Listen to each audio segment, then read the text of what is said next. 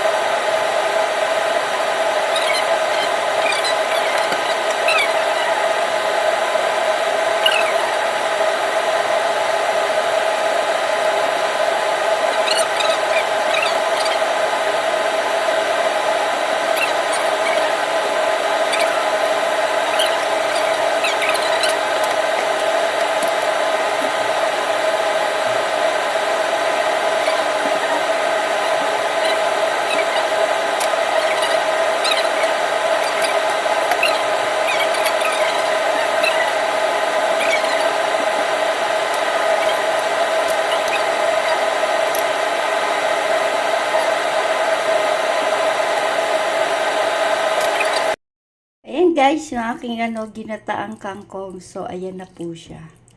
Diba? Pinaiga ko na siya. Kaya para na siyang laing. So, ayan. Sa mga ibang bansa dyan na walang kangkong, ay walang laing, pwede nyo lang gawing kangkong, ginataang kangkong, parang laing style, o diba? Yan, kain na tayo guys. Bye!